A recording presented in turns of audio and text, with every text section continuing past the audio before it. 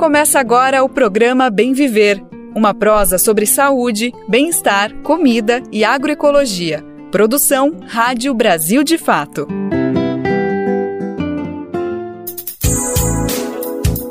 Olá, hoje é terça-feira, dia 12 de março de 2024 e o Bem Viver está no ar.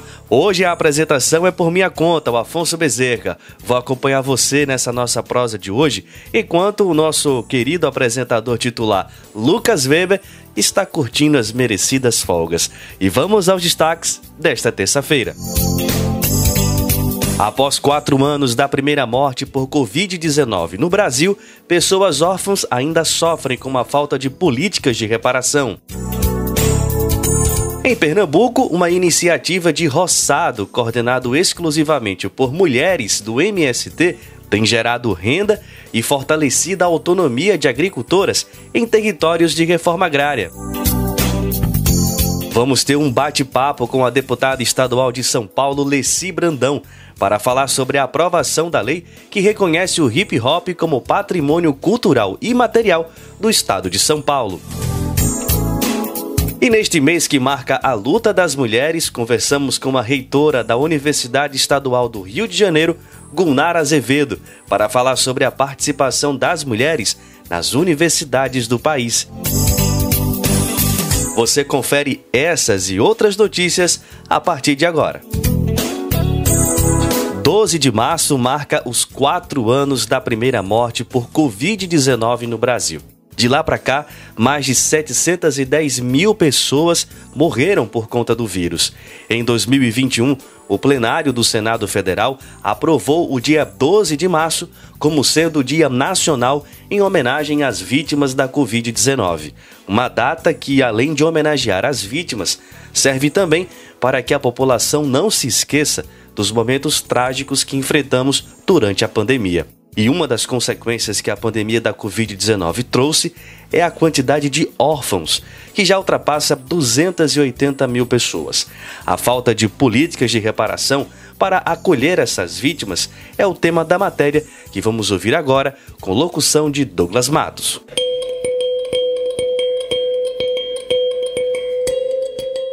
Nesta terça-feira, dia 12, se completam 4 anos da primeira morte em decorrência da Covid-19 registrada no Brasil.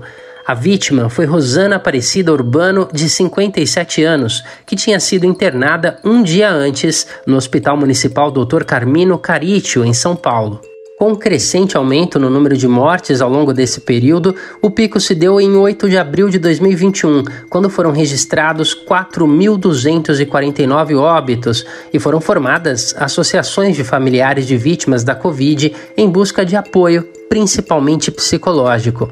Uma delas é a AVICO, a Associação de Vítimas e Familiares de Vítimas da Covid-19, que surgiu em 8 de abril de 2021, cerca de um mês após a morte de Thalira Falseta, de 81 anos, mãe de uma das fundadoras, Paola Falseta. A assistente social e o colega dela, Gustavo Bernardes, se reuniram e fundaram a organização com outras 17 pessoas, com o objetivo de orientar o acesso a políticas públicas de saúde, assistência social e previdência. Ao longo desses 4 anos, no entanto, Falseta afirma que pouco foi feito pelo governo federal e pelo Congresso em relação ao apoio psicossocial às vítimas e órfãos da Covid. Com exceção do acesso à vacina, né? O cenário mudou muito pouco. Nós já temos aí um ano de governo federal do Lula, né, com o Ministério da Saúde diferente. A gente sabe que eles enfrentaram todo o tratamento do SUS. Eu sou controle social, então eu tenho noção, eu sei, né, de recursos, gasto, mas eu percebo que a ação do governo federal ainda é muito tímida em relação aos atravessamentos, né, e as consequências da pandemia de Covid.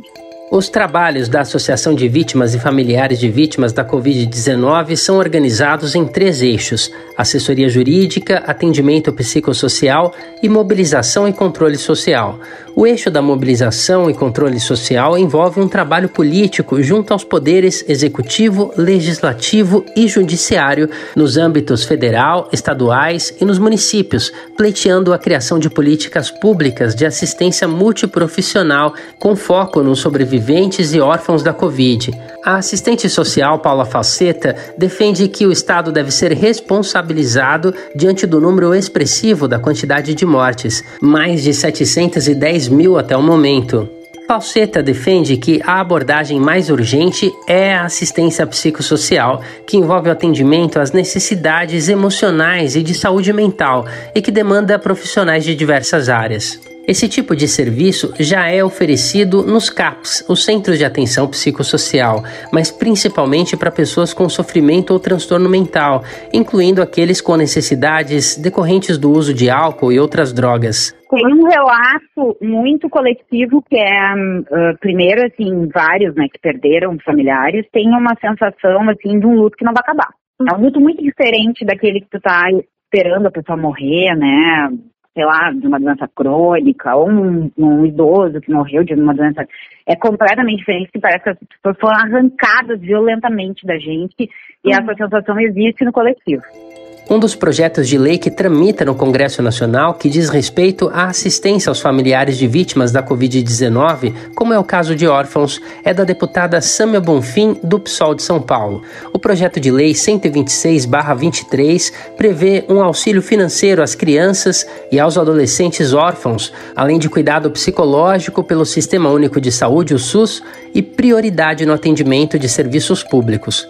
O projeto de Sâmia foi incorporado a outro já existente, o PL 1437/2021, do deputado Célio Silveira, do PSDB de Goiás, que cria o Programa Nacional de Apoio Social e Psicológico a Crianças e Adolescentes que se tornaram órfãos devido à pandemia causada pela Covid-19.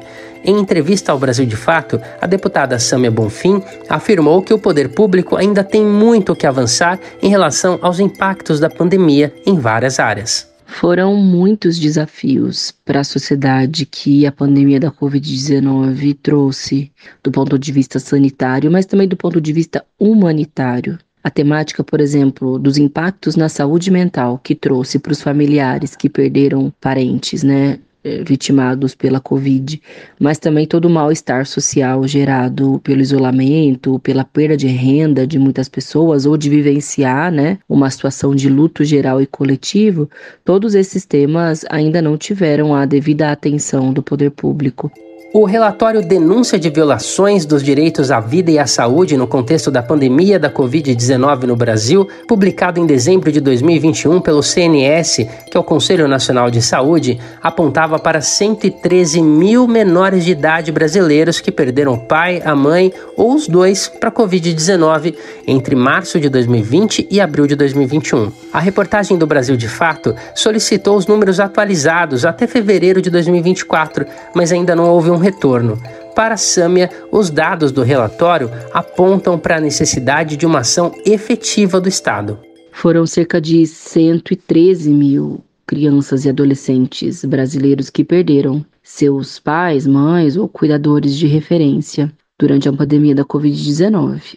E esse é um impacto que é, quase impossível de ser recuperado, A perda emocional, humana, de desenvolvimento, de referência, de tudo, O que significa ser órfão, para essas crianças e adolescentes, mas tem aspectos que o poder público pode e deve atuar, e é isso que propõe a nossa lei. A deputada do PSOL complementa. Então, é fundamental mudar essa perspectiva, completando 4 anos da chegada, definitiva e fatal da Covid-19 no Brasil. É preciso ter políticas de reparação e de cuidado, principalmente para crianças e adolescentes que perderam seus pais. O Porto Seguro, referência, renda e que tem uma ferida aberta para o resto de suas vidas. No Senado Federal também tramitam 2 projetos no mesmo sentido da proposta de Sâmia. Um deles é o PL 2291/2021, do senador Humberto Costa, do PT de Pernambuco, que dispõe sobre a concessão de pensão especial para crianças e adolescentes órfãos.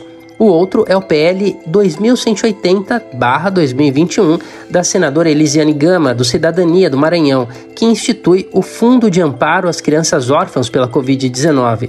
Os dois estão em análise em comissões da Casa.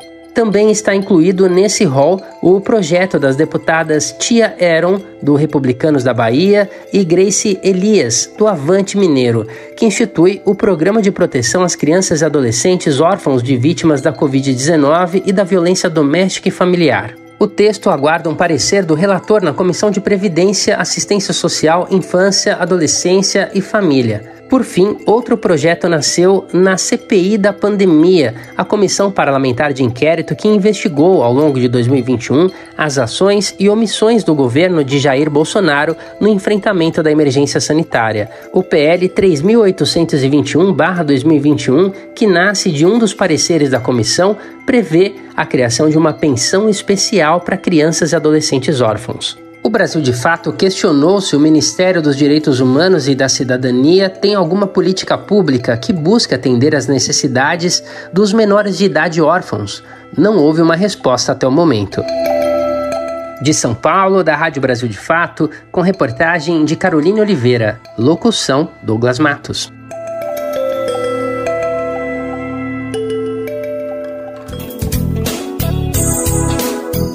Vamos mudar um pouquinho de assunto, é porque o hip hop foi reconhecido como patrimônio cultural e imaterial no estado de São Paulo.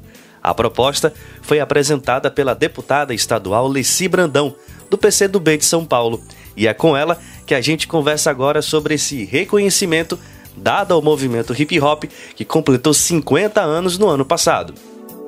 E agora, no programa Bem Viver, nós vamos conversar com a deputada estadual Leci Brandão, ela que é deputada pelo PCdoB aqui de São Paulo. É uma cantora e compositora, uma das mais importantes intérpretes do samba, da música popular brasileira, e também uma das vozes mais importantes da luta contra o racismo, da luta feminista aqui no estado de São Paulo. Deputada Leci, tudo bem com a senhora? Tudo bem, Rodrigo, graças a Deus. Ótimo. Deputada, nós vamos conversar hoje sobre o projeto que foi aprovado recentemente, que torna o hip hop patrimônio cultural imaterial aqui do estado de São Paulo. Deputada, como surgiu essa proposta e qual que é a importância de tornar o hip hop patrimônio cultural? Olha, veja bem, quem acompanha a nossa carreira artística, né, há alguns anos, sabe que, embora eu seja uma pessoa oriunda do samba, enfim, Estação Primeira de Mangueira, fui comentarista de carnaval, enfim, essa coisa toda, mas a gente sempre teve um respeito, né, e uma admiração por essa turma jovem do hip hop. Tanto que nós gravamos com o Rappin' Hood, algum tempo atrás, depois fizemos uma música também para o Mano Brown, né? Sempre que eles fazem assim alguma atividade, enquanto eu não estava deputada, e era somente artista, que é o que eu sou, na verdade eu estou deputada, né? A gente já não participa tanto. Mas antes de eu chegar a essa casa aqui, eu sempre tive presente nos shows, sabe, desse pessoal, sempre prestigiei e sempre me senti muito honrado de poder gravar com eles. Até porque o hip hop está completando agora 50 anos, né? E a gente tem reconhecimento por essa luta da juventude da periferia, né? E de todas as batalhas que eles fazem pela cultura desse país. E essa proposta, ela surgiu de alguma forma em diálogo com esses grupos de hip hop? Havia uma demanda dessa galera que faz o hip hop? Não, veja bem, como nós temos inclusive no nosso mandato, né, no nosso gabinete, pessoas que o nome do nosso gabinete é como Quilombo da Diversidade. E sendo um quilombo da diversidade, a gente tem aqui representação de alguns segmentos, entre eles o hip hop. E eu já sabia que eles iam completar 50 anos, né? Então precisava haver aí que o projeto já estava colocado, o projeto é de 2023, você tem uma ideia, declarando o hip hop patrimônio cultural e material do estado de São Paulo. Então, eu acho que com nosso comportamento aqui na casa, né, porque eu cheguei para defender algumas plataformas, né, da sociedade brasileira, e dentre elas está a questão do hip hop, do samba, enfim, outras coisas mais. Então nós colocamos esse projeto, né, para ser votado e finalmente, graças a Deus, em homenagem a esse aniversário de 50 anos do hip hop, ele foi aprovado e agora é patrimônio cultural imaterial do Estado de São Paulo. Deputada, patrimônio é algo bastante forte, né? Fala sobre pertencimento, sobre identidade, memória. Ainda na sua avaliação, existe algum tipo de preconceito com a cultura hip hop? A senhora falou, né? Completou 50 anos em 2023. Coisa que vem da comunidade, né? Principalmente do pessoal que é da favela, entendeu?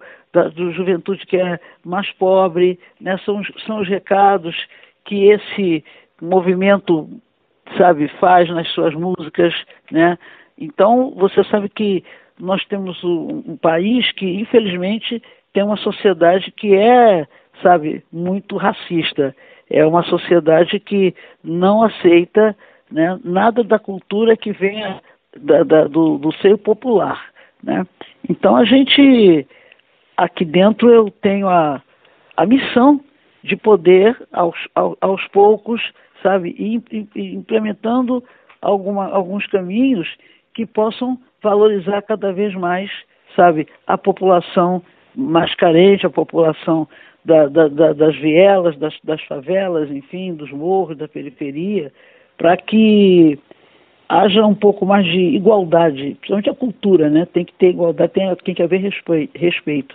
E é dessa forma que eu me conduzo, né, nessa casa parlamentar. Muito embora eu não tenha a formação intelectual, a formação acadêmica, enfim, teórica, da maioria dos parlamentares, mas devagarzinho eu vou colocando algumas coisas que fazem parte da minha história de cidadã, né, da minha história de mulher que vem da origem humilde, que sou filho de uma servente de escola, com muito orgulho.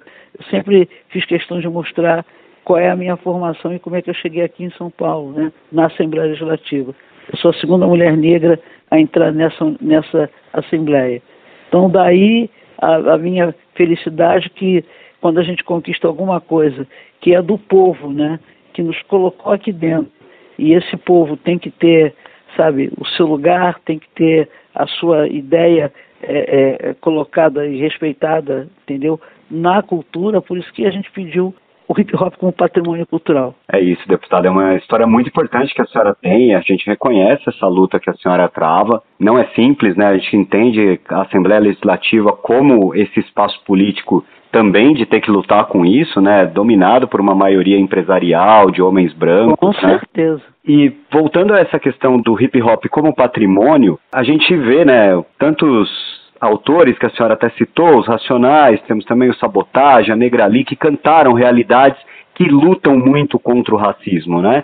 Você não acha que esse projeto aprovado, tornando o hip hop patrimônio cultural imaterial, ele tende a contribuir para uma luta antirracista, ele tende a fortalecer projetos que enfrentem essa realidade racista que a gente ainda vive? Concordo com você, tende a fortalecer, principalmente fortalecer.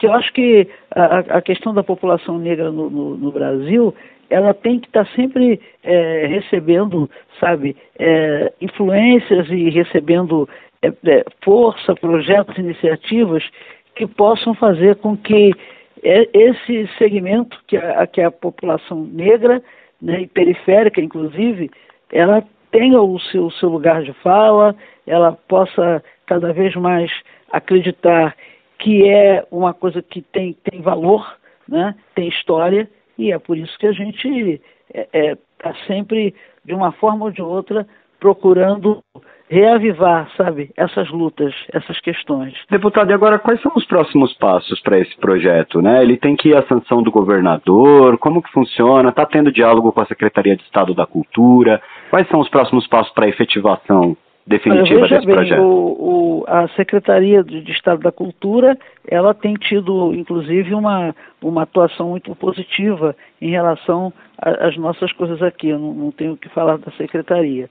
Agora, é claro que o poder executivo, né, o governo, enfim, acredito que não haja nenhum impedimento, né, para que essa coisa realmente exista e que seja vivida, né, que seja exercida de verdade.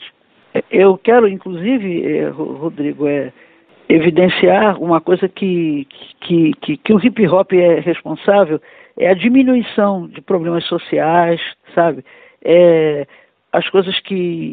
Os problemas que levam esses jovens a se dirigirem mais para benefícios trabalhados por cultura hip hop nas comunidades carentes, né? Não, acho que não é apenas uma alternativa para comunidades carentes, mas oferece para toda a sociedade uma visão da realidade enfrentada por esses jovens, né? Ela é capaz de aumentar a autoestima, direcionar a energia dessa comunidade.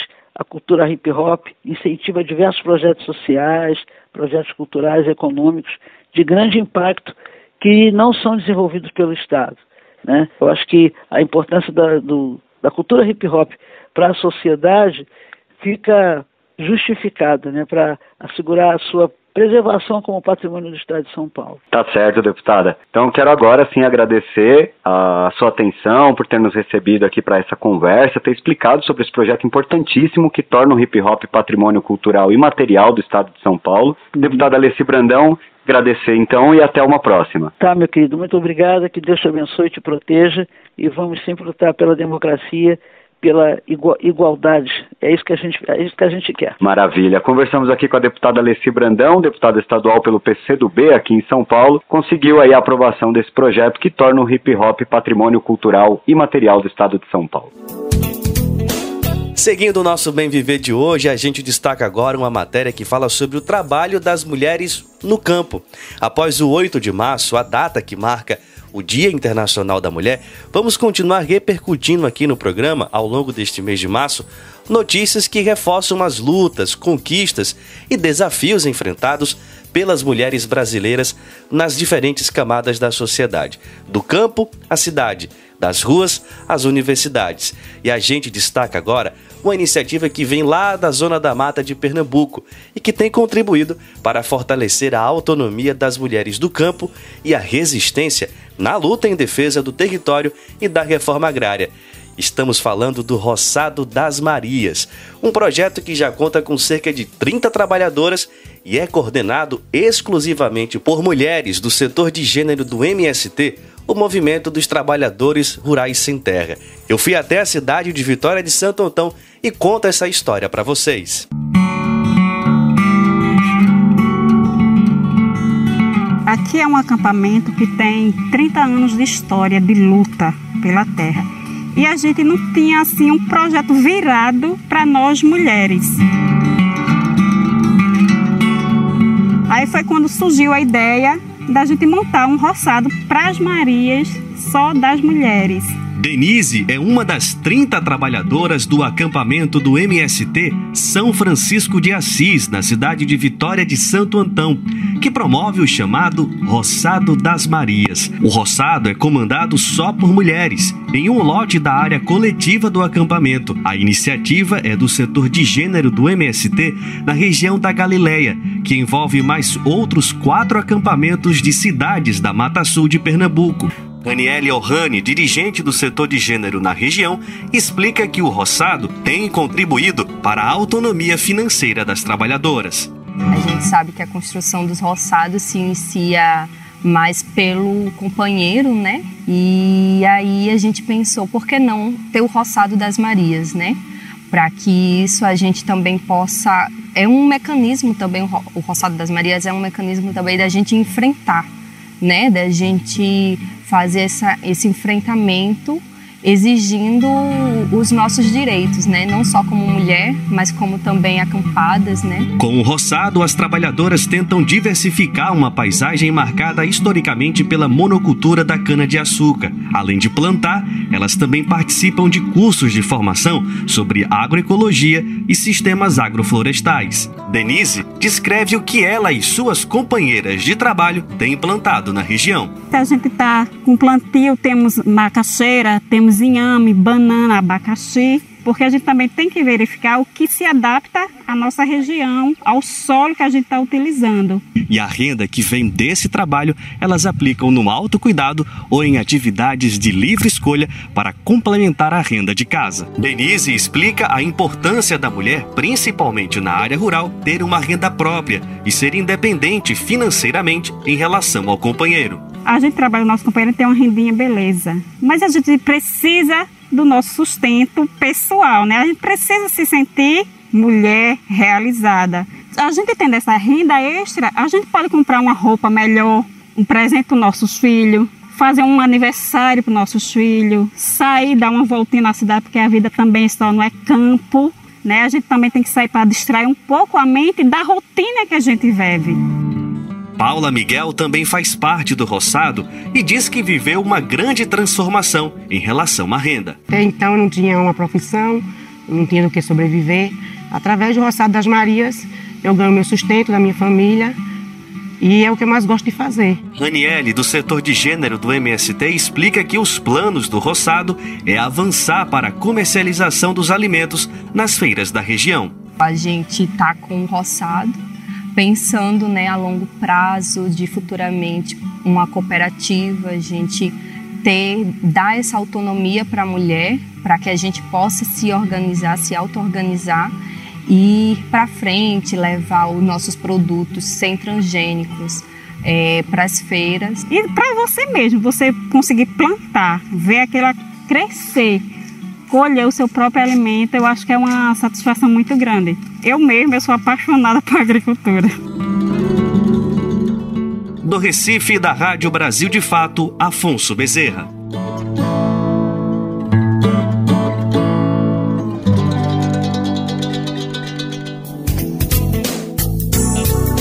E dando destaque à pauta das mulheres, vamos conversar agora com Gunara Azevedo, a atual reitora da Universidade Estadual do Rio de Janeiro, a UERJ.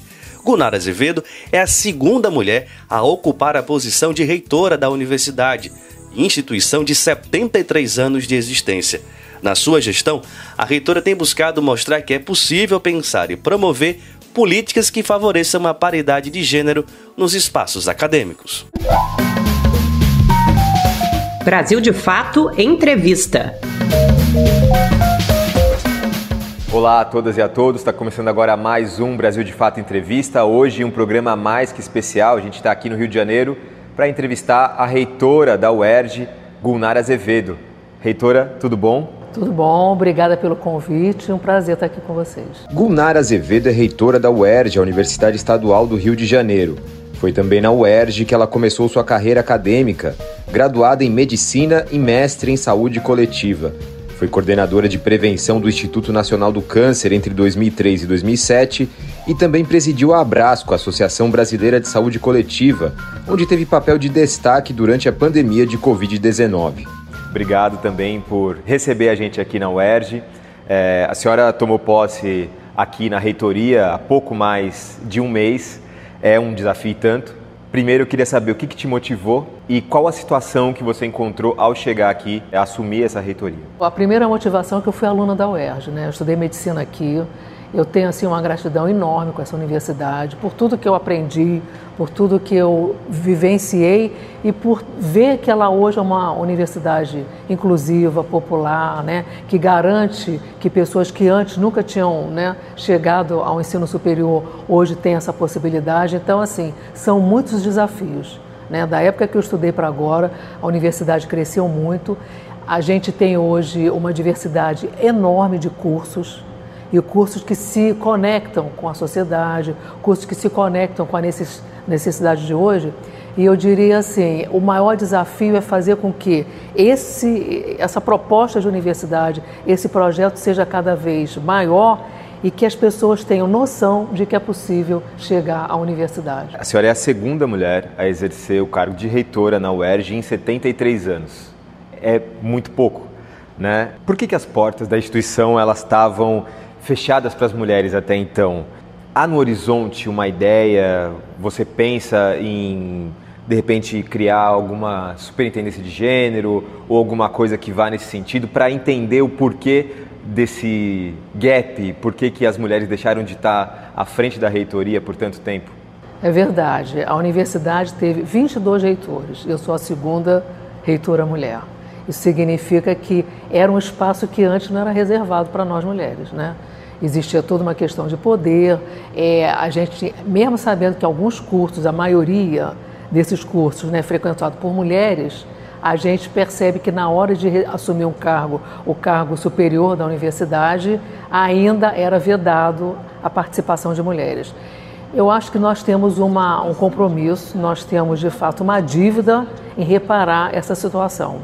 A nossa gestão já está, rapidamente nós vamos criar a Superintendência de Igualdade Racial e de Gênero, que não só vai tratar dessa necessidade de reparar a participação das mulheres, mas também a participação de outras etnias, de outras raças, né? Pessoas que tenham inclusão, e a gente não pode continuar o que a nossa sociedade antigamente ainda fazia, uma sociedade machista, né? Uma sociedade que ouvia poucas mulheres, uma sociedade com uma grande estrutura que permitia que o racismo não fosse combatido. E esse é o nosso compromisso. A gente vai voltar a falar sobre isso. Eu queria antes pegar o tema da gestão financeira.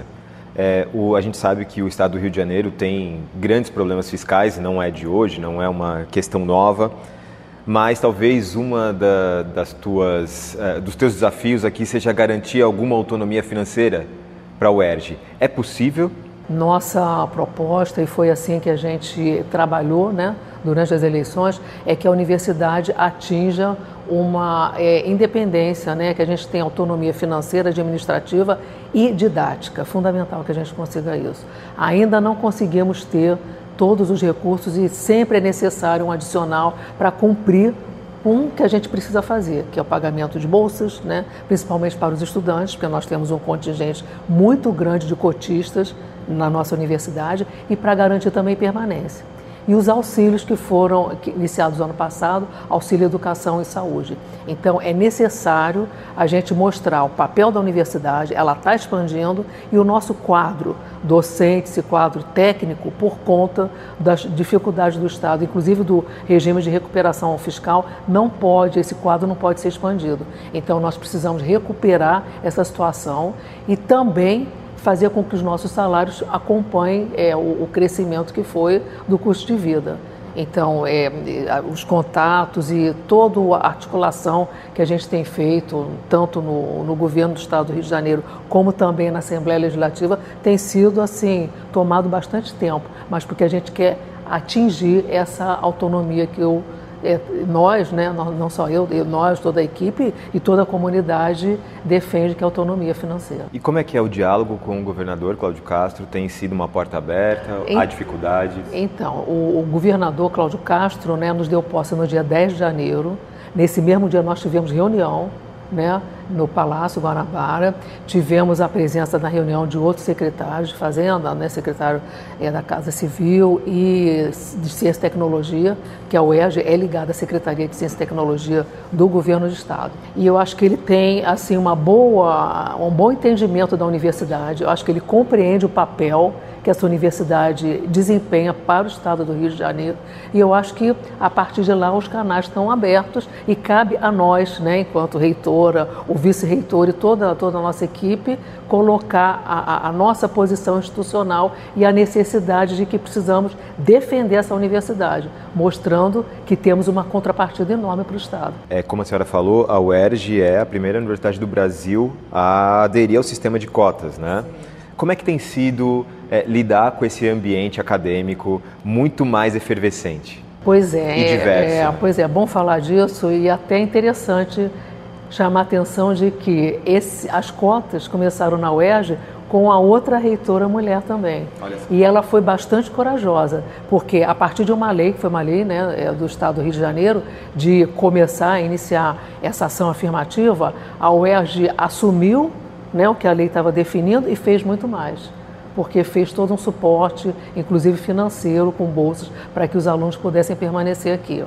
Não é simples, tá? Não é simples, não é uma situação simples, porque são pessoas de famílias carentes, né, que estão chegando à universidade e precisam de muito apoio. É por isso que a gente continua dando e quer continuar o auxílio alimentação, o auxílio educação, as bolsas, né? Bolsas de permanência, que são para os cotistas, e de vulnerabilidade também. Porque muitos que chegam aqui, apesar de não serem aprovados no sistema de cotas, vivem em vulnerabilidade, que é a maioria da nossa população. Então não tem sido simples, mas eu digo que foi um grande ganho. Eu era professora da Faculdade de Medicina antes e depois das cotas, e eu vejo como foi importante a gente trazer para a universidade, né, pessoas que podem conviver de lugares tão diferentes, né, de situações de tanta desigualdade. Foi muito importante isso. E a senhora citou que era professora antes das cotas e depois. E a academia, ela se transformou nos últimos anos, talvez muito por conta dos alunos cotistas, que vêm com outra bagagem educacional, cultural, né? Tem muito mais diversidade do que era aquele ambiente acadêmico tradicional, né, que a gente conhecia. Os alunos também já não são, em sua maioria, brancos e de classe média, enfim. Acho que também criou, não sei se a senhora concorda comigo, uma nova demanda por novas leituras da realidade, por novos autores que conversem e dialoguem com esses alunos. Há essa mudança na UERJ também? Essa mudança é uma mudança gradual, né? Essas mudanças a gente não consegue ver o impacto rapidamente e você tem que persistir para que isso aconteça. Mas eu acho que o convívio, a possibilidade de interação entre pessoas de lugares diferentes, né, de níveis socioeconômicos diferentes, isso favorece a compreensão do que é o Brasil, do que é o nosso Estado, do que é o Brasil. Então, acho que ganha quem está conseguindo chegar ao ensino superior e ganha quem já tinha oportunidade de chegar, mas que não conhecia o Brasil. Como é que a universidade ela pode ser esse ambiente acolhedor e de propagação de um novo futuro para as mulheres? Há essa preocupação dentro do ambiente acadêmico? Com certeza, como eu falei, estamos criando a Superintendência de Igualdade Racial e de Gênero, justamente para reparar essas questões e estabelecer políticas que sejam políticas transversais, né, perpassando todos os ambientes da universidade, mas que tragam para a gente a necessidade de combater o assédio, qualquer tipo de assédio, né, que não sejam ações não só para lidar com o assédio já existente, mas para prevenir. Então, o que a gente diz é que a gente tem que ter um lugar de convívio de muita troca, de muita solidariedade e o tempo todo a gente cultivar a cultura da paz. Essas políticas que vamos estabelecer a partir da superintendência, mas a partir também das dinâmicas internas, né? O nosso quadro hoje da administração, da reitoria, a maior parte são mulheres também. Então, a gente está fazendo uma mudança que é uma mudança significativa, estabelecendo que nossas equipes têm que ter essa relação, têm que ter igualdade de gênero. E é importante que venha de dentro também esse exemplo, né? Como exemplo. Você, quando tem essa situação de exemplo, você de fato reproduz, né, para outros lugares e para outros ambientes uma situação de que é esse o objetivo que a gente quer, é essa a meta que a gente deve alcançar. Mas assim, são mudanças que levam algum tempo, porque elas também implicam na mudança de cultura. Mudando um pouquinho de assunto, o Conselho Universitário da UERJ, ele aprovou no começo de fevereiro a criação de uma Comissão da Verdade, que vai investigar os alunos que foram perseguidos na instituição por conta da ditadura militar. Como é que está esse processo? Ele já andou? O que você tem de novidades sobre isso? Esse processo já andou. A gente vai aprovar no Conselho Universitário uma resolução estabelecendo a Constituição, né, a composição e como é que vai se dar o mecanismo. E a gente já tem algum material trabalhado no sentido, inclusive tem alguns livros já publicados sobre isso, né, que pessoas da universidade de fato foram perseguidas, sofreram. Tivemos um estudante que morreu aqui. Dentro da UERJ? Na porta do hospital, um estudante de medicina, na porta do hospital. Inclusive, essa rua aqui que passa na frente, dentro do campus, tem o nome do Luiz Paulo. Então, assim, a gente tem muita história, queremos recuperar essa história e mostrar que a UERJ está trabalhando no sentido de que é uma história que tem que ser contada, as pessoas não podem esquecer que isso aconteceu, porque nossa posição é que isso não pode voltar nunca mais. E o Brasil vive sob a sombra ainda enfim, a gente viu recente resquícios de uma tentativa de golpe, né? E isso é uma resposta também que a universidade pode dar de dentro para fora? Com certeza, né? A gente defender a democracia, né? Defender uma sociedade de direitos é o objetivo de todos nós que lutamos pela universidade que queremos. Então, a gente ter esse trabalho de criar essa comissão da verdade, de mostrar, trazer, né, para as pessoas conhecerem uma realidade que foi uma realidade muito perversa numa época, mas que na qual a gente não quer que volte, significa que a gente está cultivando o fortalecimento da democracia no Brasil, que ainda é frágil, né? Muito frágil. E uma democracia nova, né? Recente, exatamente, mais de 30 anos. Temos que solidificar esse caminho, é nosso papel. A senhora falou sobre uma homenagem a um ex-aluno que morreu durante a ditadura como nome de rua. A gente tem várias homenagens, não só no Rio de Janeiro, mas em outras partes do Brasil, a ditadores, a figuras controversas. O Médici foi um sujeito que recebeu um doutor honoris causa na UERJ. E há um processo junto com essa Comissão da Verdade que também vai debater essa homenagem, entre outras.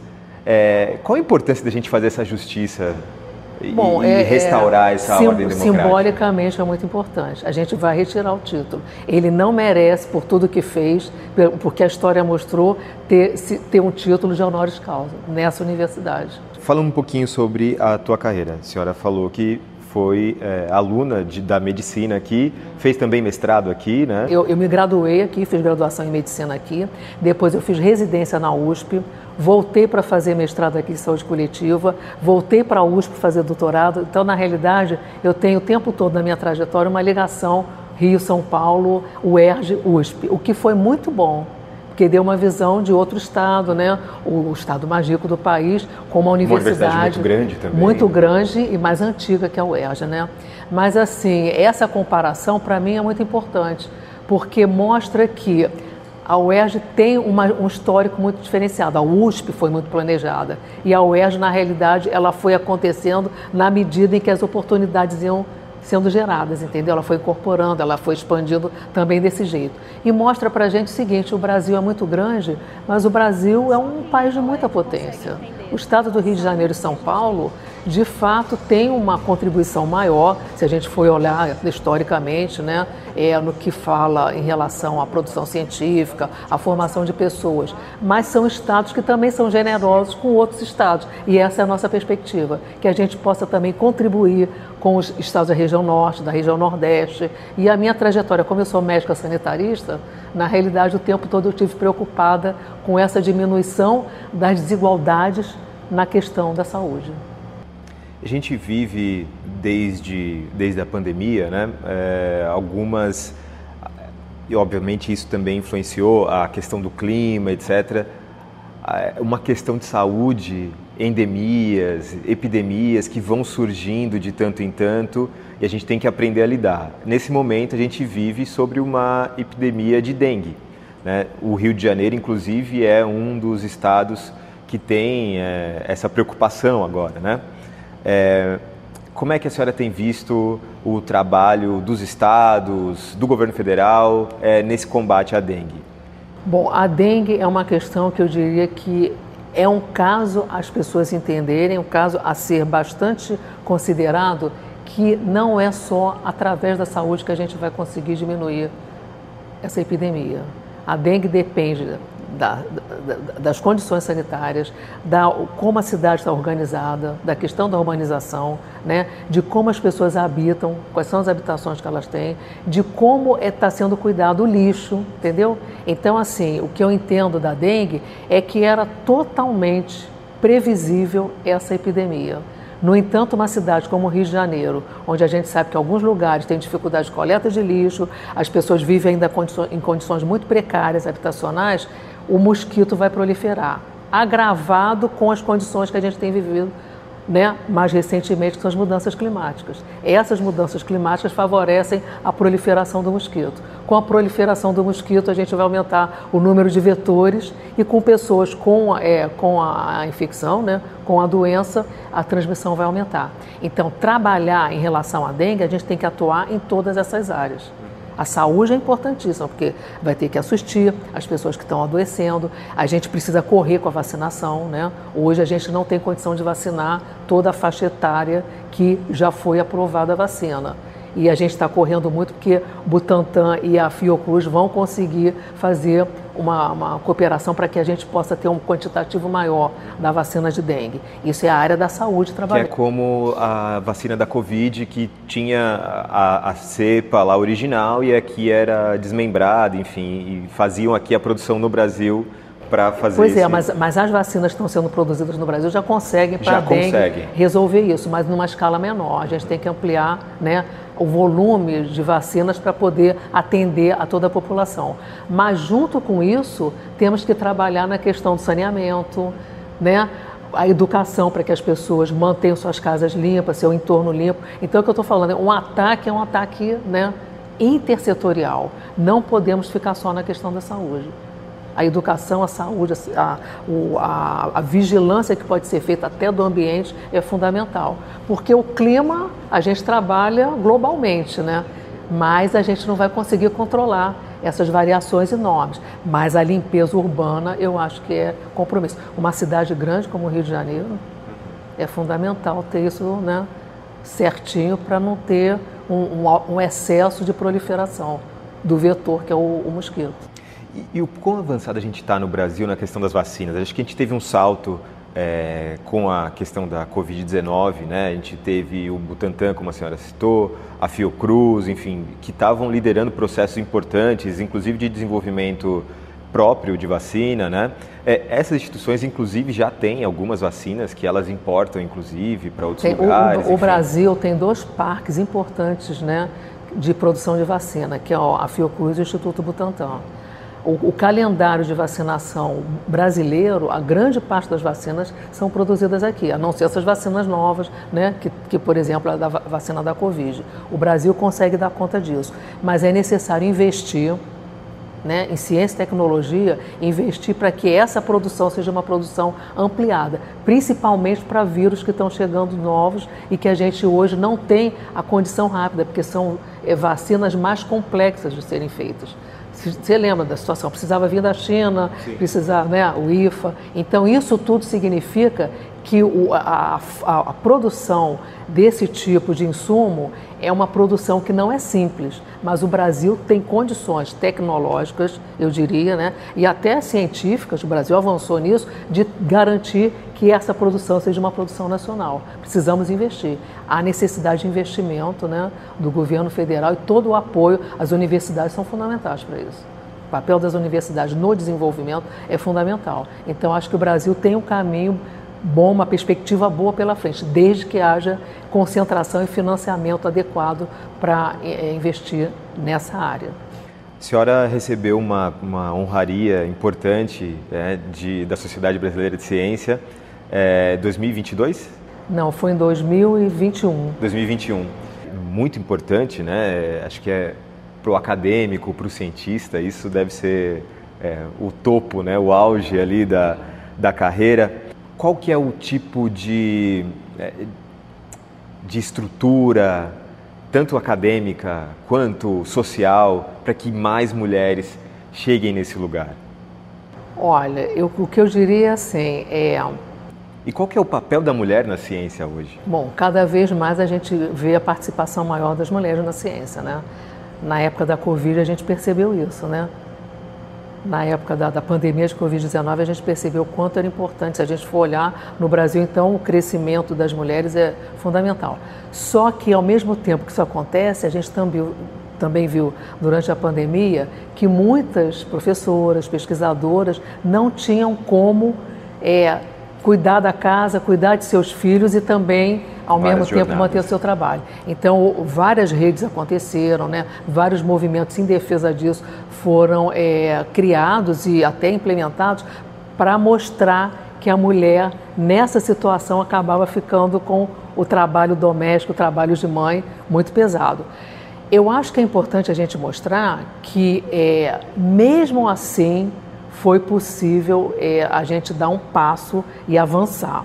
Houve algumas iniciativas que melhoraram, por exemplo, as bolsas de mestrado e doutorado começaram a considerar o período que as mulheres estavam necessitando se afastar para a amamentação, né? É necessário mostrar isso para não perder a produtividade e entender que um período é diferenciado. Então, tudo isso é importante. Mas o que a gente tem que fazer é incentivar que as meninas reconheçam que é um espaço para elas. Incentivar que esse lugar é um lugar que pode ser conquistado pelas mulheres. Não é fácil, a gente tem uma tarefa pesada nesse sentido, mas a gente abrir as oportunidades e de uma certa forma, valorizar, né, o que a gente tem e o que pode ser um crescimento, eu acho que é por aí que a gente vai ganhar. Eu vejo que hoje é bem diferente de quando eu me formei, entendeu? Outra realidade, né, completamente. Já chegando no final dessa conversa, a UERJ está numa região chave do Rio de Janeiro, né? Próximo ao Maracanã, ao centro, às escolas de samba, enfim, a comunidade está toda no entorno da UERJ. A gente estava entrando aqui, também a gente percebe, não tem catracas, as pessoas circulam livremente pela universidade. Qual que é a importância da UERJ se tornar esse polo de referência para a comunidade, para além do mundo estudantil, né? Pois é, eu já ouvi algumas pessoas dizendo que passando por aqui de trem, né, passando de ônibus, falam, poxa, um dia eu vou estudar na UERJ. Eu acho assim, é uma universidade que, por ser a primeira das cotas, a primeira do ensino noturno, né, o que permitiu que trabalhadores pudessem estudar, ter nível superior, ela tem uma imagem que se associa a essa universidade popular. A gente está vendo a Mangueira aqui na frente, o Maracanã ali na frente. Então, assim, a mensagem que pode ser dada é que a gente quer uma universidade de portas abertas, como você falou, viva, que consiga contribuir com até o desenvolvimento dessa região toda e de onde ela está, mas uma universidade que diga assim, todos têm esse direito de chegar lá. Isso que eu conquistei não tem que ser um privilégio de quem conquistou, tem que ser uma oportunidade para todos, um direito para todos. É essa a mensagem que a gente tem. Queremos a UERJ cada vez mais popular, mais inclusiva, mas trazendo para o Rio de Janeiro o que significa ter uma universidade que vai formar profissionais de qualidade para poder trabalhar no que a nossa população precisa. Reitora, muito obrigado por essa conversa. Eu que agradeço. Ficamos disponíveis, tá? E a você que nos acompanhou até aqui, meu muito obrigado. Na próxima semana voltamos com mais uma entrevista. Até a próxima semana. Tchau, tchau. Você pode conferir mais conversas como essa no YouTube, Spotify, Deezer e outras plataformas do Brasil de Fato. Direção e entrevista José Eduardo Bernardes. Coordenação de audiovisual Monize Ravena. Direção executiva Nina Fidelis.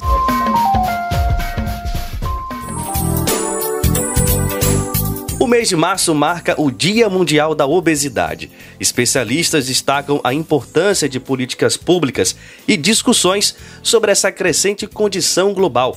Acompanhe na reportagem de Beatriz Draghi Ramos. Te aproxega, vivente. Comece agora o Alimento é Saúde.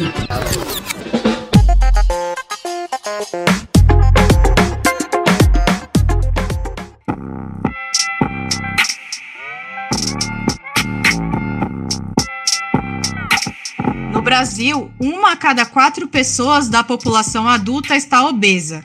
O dado apontado pela pesquisa Vigilância de Fatores de Risco de Doenças Crônicas por inquérito telefônico de 2023, um monitoramento anual do Ministério da Saúde mostra uma parte do cenário atual da obesidade no país.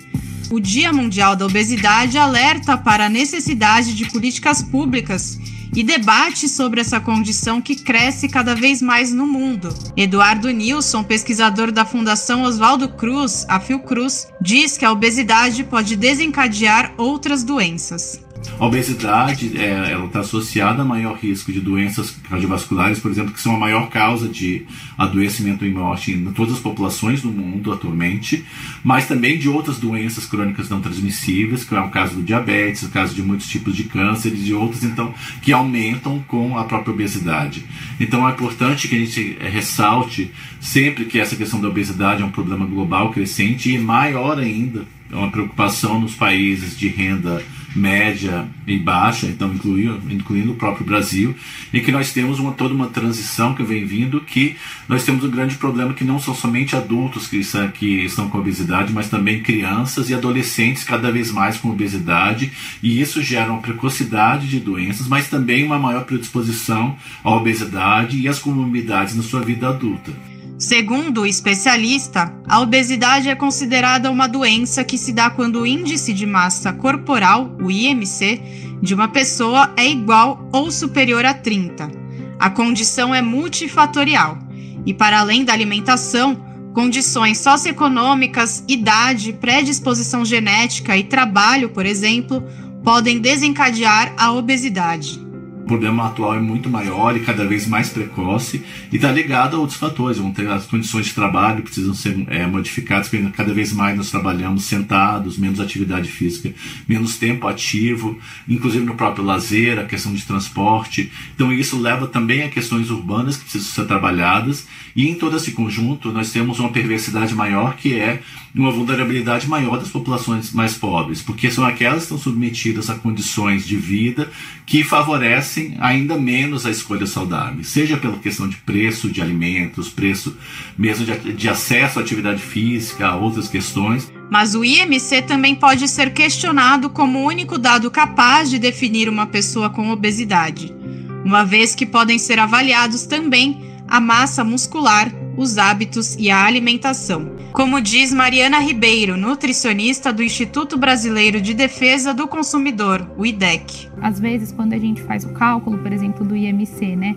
tá ali dentro da categoria que seria obesidade, mas é uma pessoa fisicamente ativa, né, que tem hábitos saudáveis, que não tem nenhuma característica clínica. Por outro lado, podem ter pessoas que tenham obesidade e também tenham as outras características clínicas, né? Então, por isso que é uma questão muito complexa. Então, teria que entender individualmente a composição corporal daquela pessoa. Às vezes o IMC dela dá alto, mas ela tem muito músculo e não gordura, né? Então, tem algumas especificidades. Ou seja, nem toda pessoa obesa pode estar doente. Uma alimentação baseada em alimentos in natura, associada a exercícios físicos e ao cuidado com a saúde mental, são algumas formas de lidar com a obesidade de forma saudável, como aponta a Mariana. Mas é preciso olhar para a responsabilidade da indústria alimentícia. Em 2023, o IDEC conseguiu aprovar na Anvisa regras melhores para rótulos de alimentos, uma campanha permanente da organização, salienta Mariana. A ideia da campanha é alertar em relação à lupa, mas também as outras informações que estão no rótulo, para a partir disso as pessoas conseguirem fazer escolhas alimentares de uma forma mais consciente, optando por produtos que sejam também mais saudáveis. Outro ponto é a mudança na carga tributária de alimentos.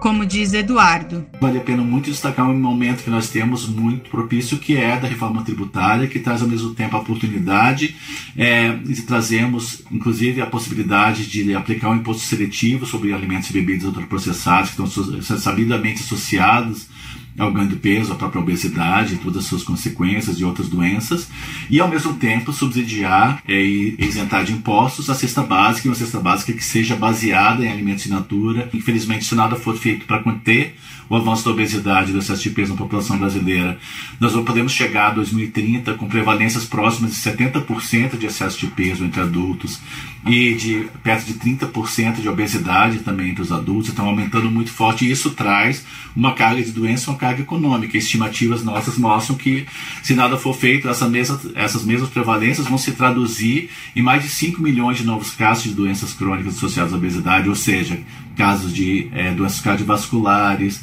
de diabetes, doença crônica doença renal crônica, de tipos de cânceres que vão ter somados ao longo do tempo, e isso vai significar mais de 800 mil mortes na próxima década. De São Paulo para a Rádio Brasil de Fato, Beatriz Draghi Ramos.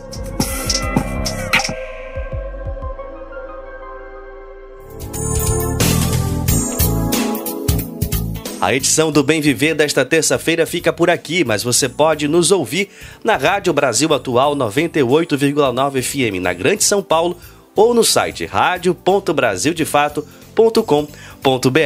O programa vai ao ar em diversas rádios pelo país. A lista completa de emissoras que retransmitem o Bem Viver você encontra no nosso site na matéria de divulgação diária do programa. E aproveitamos para agradecer esses veículos por estarem com a gente aí nessa belíssima parceria.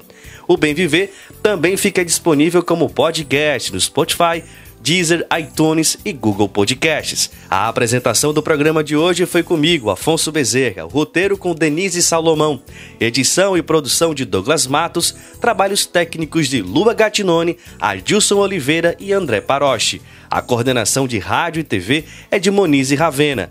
Diretora de programas de áudio, Camila Salmásio. A direção executiva é de Nina Fidelis. O apoio é da equipe de jornalismo do Brasil de Fato. Você ouviu o programa Bem Viver, uma prosa sobre saúde, bem-estar, comida e agroecologia. Produção Rádio Brasil de Fato.